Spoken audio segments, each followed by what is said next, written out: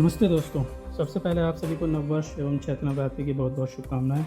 आज हम जानेंगे कि नवरात्रि के इतिहास के बारे में, कि इसका आरंभ कैसे हुआ और कब हुआ, नवरात्रि एक वर्ष में कितनी बार मनाई जाती है, नवरात्रि मनाने के उद्देश्य क्या हैं और नवरात्रि मनाने के पीछे के वैज्ञानिक कारण क्या हैं, साथ ही इसको मनाने से क्या क्या लाभ होते हैं।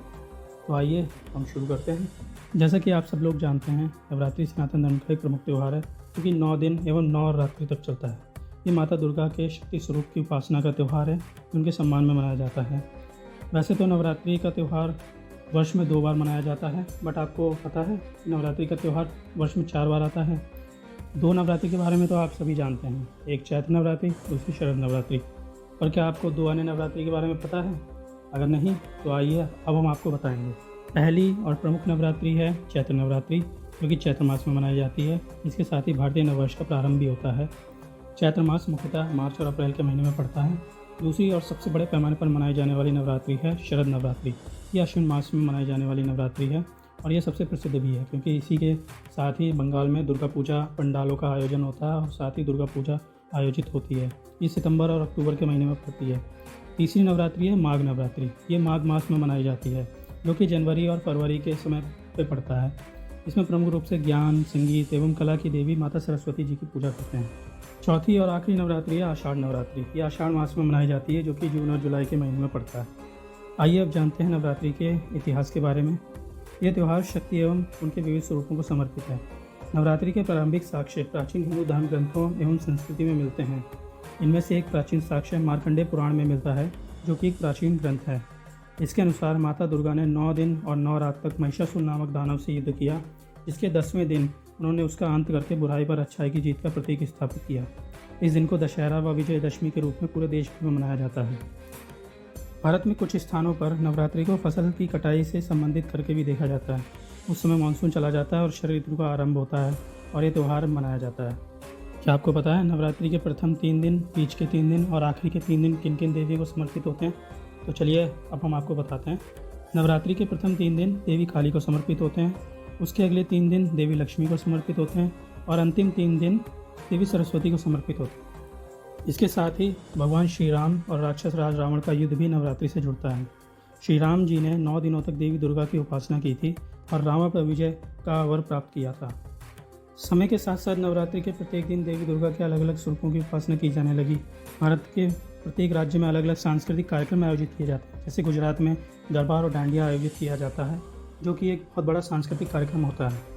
ओवरऑल हम यह कह सकते हैं कि प्राचीन काल से ही ये त्यौहार जो है वो भारतीय संस्कृति का एक प्रमुख अंग रहा है। आइए जानते हैं नवरात्रि को मनाने के उद्देश्य क्या हैं। तो नवरात्रि को मनाने का उद्देश्य शक्ति उपासना व नारी शक्ति का सम्मान करना है। इससे प्रत्येक भारतीय के मन में नारी शक्ति का सम्मान करने की भावना का संचार होता है, जिससे हम नारियों का सम्मान करते हैं और उन्हें देवियों के रूप में पूजा भी जाता है। जब नवरात्रि का उपवास तोड़ने का दिवस होता है, जो कि 9वां या 10वां दिन माना जाता है, उस दिन 9 कन्याओं को घर पर बिठाकर उनकी पूजा की जाती है। साथ ही उन्हें भोग लगाया जाता है व कन्या भोज कराया जाता है, जो कि कन्याओं और नारियों का सम्मान प्रदर्शित करता है। नवरात्रि में उपवास करना, पूजा करना, सांस्कृतिक कार्यक्रमों में भाग लेना, जैसे नाचना, गाना और नाट्य प्रस्तुति इत्यादि भी सम्मिलित होता है। आप सभी ने भी किसी न किसी सांस्कृतिक कार्यक्रम में भाग लिया होगा, जो कि नवरात्रि के समय आयोजित होते हैं, जैसे कि जागरण, गरबा, डांडिया, ये सब।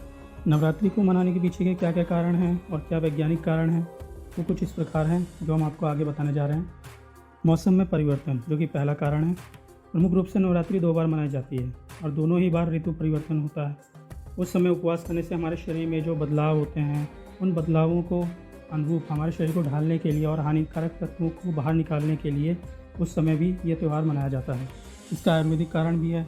नवरात्रि से हमारे प्रत्येक हमारे शरीर में 3 दोष पाए जाते हैं, जो कि वात, पित्त, कफ होते हैं। उनको बैलेंस करने में भी सहायता मिलती है।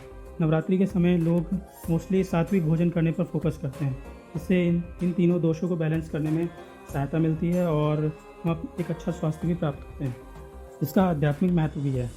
नवरात्रि के प्रत्येक दिन अलग अलग शक्ति स्वरूपों की उपासना होती है, जिससे नारी शक्ति के अलग अलग स्वरूपों की झलक मिलती है, जिससे हमें आध्यात्मिक चेतना जागृत करने में सहायता मिलती है।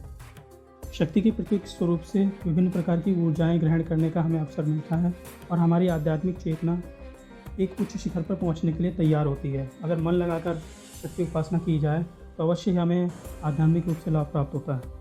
इसके कुछ एस्ट्रोनॉमिकल रीजंस भी हैं। नवरात्रि के समय जो होता है वो चंद्र और सूर्य से संबंधित होता है। इस समय ये माना जाता है कि दिन और रात लगभग बराबर होते हैं, जो कि उपासना, ध्यान और अन्य तरह की चीज़ों के लिए एक अनुपम समय होता है। ओवरऑल नवरात्रि जो है वो स्वयं को जानने, पवित्रता के लिए और आध्यात्मिक चेतना को जागृत करने का एक काल है। तो आइए जानते हैं अब नवरात्रि मनाने से हमें क्या क्या लाभ होते हैं। नवरात्रि मनाने के अपने ही अनेक लाभ होते हैं, जैसे कि इस समय हमें आध्यात्मिक विकास को प्रोत्साहन करने का अवसर प्राप्त होता है। शारीरिक और मानसिक स्वास्थ्य सकारात्मक ऊर्जा से भर जाता है। लोगों को एक दूसरे के साथ मिलकर उत्सव मनाने का अवसर प्रदान करता है। साथ ही कल्चरल हेरिटेज को भी बढ़ावा देता है। और सबसे मोस्ट इम्पॉर्टेंट जो बात होती है वो ये है कि नारी शक्ति का सम्मान करना सिखाता है। तो आई होप कि आप सबको ये जानकर पता लगा होगा कि किस प्रकार नवरात्रि शुरू हुई, क्या से नवरात्रि मनाई जाती है और हमें इससे क्या क्या प्राप्त होता है। तो अगर आपको ये वीडियो पसंद आई है और इससे आपको कुछ जानने को मिला है तो आप हमारी वीडियो को लाइक और शेयर कर सकते हैं। साथ ही ऐसी वीडियोस देखने के लिए आप हमारे चैनल को सब्सक्राइब भी कर सकते हैं। मिलते हैं एक नई वीडियो के साथ और कुछ इंटरेस्टिंग फैक्ट्स के साथ। तब तक के लिए जय श्री राम।